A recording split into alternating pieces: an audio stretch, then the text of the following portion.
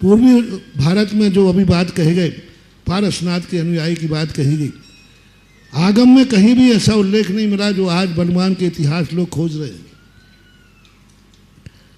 आज वर्तमान में हम इतिहास का खोज करके जो लिखा है, चाहे ज्योतिष प्रसाद ने लिखा हो, चाहे किसी ने लिखा हो, उसकी प्रामाणिकता कोई आगम होना चाहिए, उसकी प्रामाणिकता सामने वाले का आगम होना चाहिए, मूल होना चाहिए। माँ तकले पारसनाथ का गोत्र मिल गया तो हम ये कह सकते हैं कि ये पारसनाथ के वंशज थे, आज उससे वो च्युत हो चुके हैं। लेकिन उनका अधिकार इसलिए है कि नहीं, ये सब चीज़ें विचारणीय बन जाना चाहिए। इतिहास के लिए बहुत कहीं हमारा इतिहास कोर्ट में रेफरेंस बन करके हमारे क्षेत्र को न गंवा दे, इस पर हमें बहुत विचार करने की ज़रूरत है। बौद्ध दर्शन में भी जो पारसनाथ का आया, जो शायद विजय जी का लेख था, तो उसमें अंदर जो पारसनाथ का प्रभाव रहा तो है। कौन सा एक देश है जहाँ पारसनाथ की बहुत,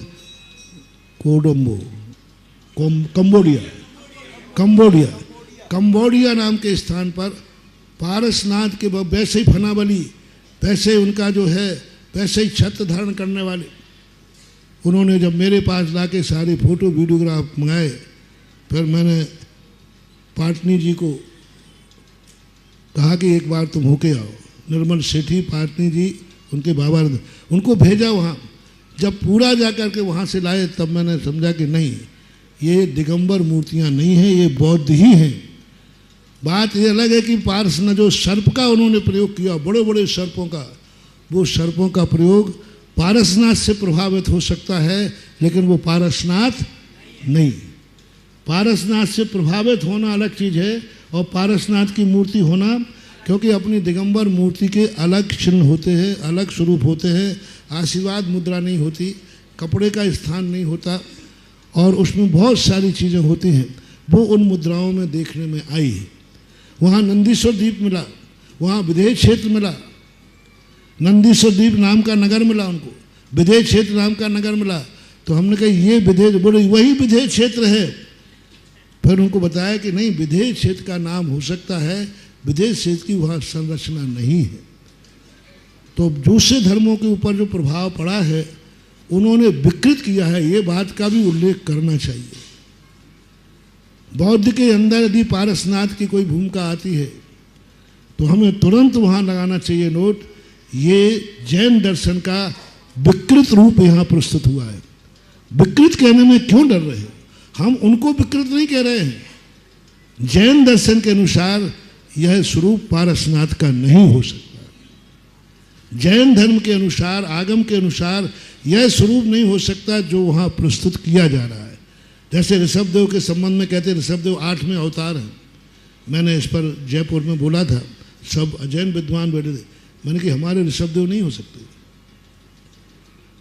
तो बोले नाभि के पुत्र हैं तो बेटा भी भरत है तो हो सकते हैं, लेकिन हमारे वो ऋषभदेव नहीं हो सकते। हमारे ऋषभदेव बलदियत से नहीं पहचाने जाते, हमारे महापुरुष बलदियत से नहीं पहचाने जाते, वंश से नहीं पहचाने जाते। हमारे महापुरुष का स्वरूप होता है 18,200 से रहत से पहचाने जाते, अकर्तृत्ववाद से पहचाने। वहाँ तो कर्तृत्ववादी है।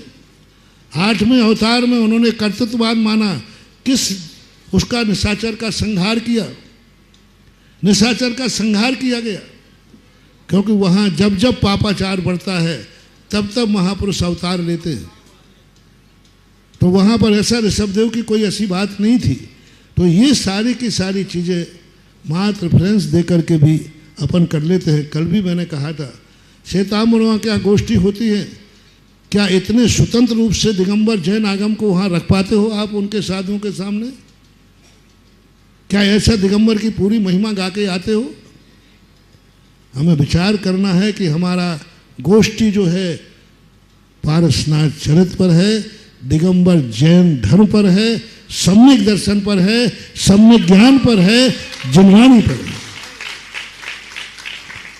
आज के जो 3 और 2 लेख और थे रात्रि में, एक भक्ति पर प्रभाव पारसनाथ का, तो वो तो अचूक है, बहुत अद्भुत है।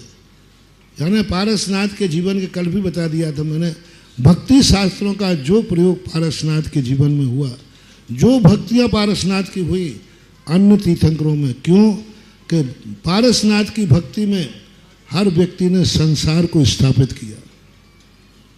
जितनी भी भक्तियाँ देखी, चाहे वो नरेंद्रम फणेंद्रम आदि हो, कुछ भी हो, उन सब भक्तियों में कोई ना कोई सांसारिक कामना पारसनाथ की भक्ति में सबसे ज़्यादा ये छुपा है। हालांकि सांसारिक कामनाएं भक्तांबर में भी हैं, लेकिन याचना रूप में नहीं है, महिमा रूप में है। आपका नाम लेने से ये नहीं मिले, ऐसा हो नहीं सकता। भक्तांबर की विशेषता समझना। कहीं भी पूज्यवर मानतुंग आचार्य ने याचना नहीं की है, भगवान मैं आपकी भक्ति इसलिए कर रहा हूँ। उन्होंने हर भक्ति के पॉइंट पे कहा आपका नाम ले और शेर शांत ना हो, आपका नाम ले अग्नि शांत ना हो, आपके चरण रज मिले और हमारी जीवन न बचे, तो उन्होंने सब महिमा के रूप में कहा है। लेकिन पारसनाथ की स्तुतियों में महिमा के रूप में बहुत कम आया है। जैसे स्वयंभू स्तोत्र, कल्याण मंदिर स्तोत्र, कल्याण मंदिर स्तोत्र में भी कहीं कहीं याचना का पुट है, लेकिन फिर भी बहुतायत वहाँ पर महिमा पुट है। लेकिन भक्तांबर जैसी शुद्ध महिमा वहाँ भी नहीं है। बहुत सारे स्तोत्रों के ऐसे। तो आज सबसे ज़्यादा भक्ति सब में भगवान की कामना रूप, याचना रूप, सांसारिक याचना रूप परिणति ज़्यादा देखने में आई है। संकट मोचक की भक्तियों में संकट मोचकता की बात ज़्यादा पारसनाथ में आई, याचना के रूप में आई। जैसे आपकी पूजा में सुख संपत्ति शुद्ध संपत्ति तुरंत ही हुई, इधर नाम लो तुरंत ही हुई। तो ये प्रति भक्ति शास्त्रों का रूप था।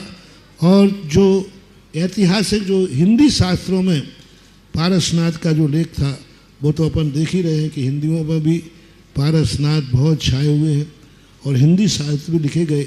कुछ गुटके आदि के नाम उन्होंने प्रस्तुत किए थे। आज जो 3 लोग बाँचे गए, मैं कहता हूँ तीनों शस्त्रों की अपेक्षा आज तीनों लेख में तो लगा कि ये विद्युत संगोष्ठी हो रही है।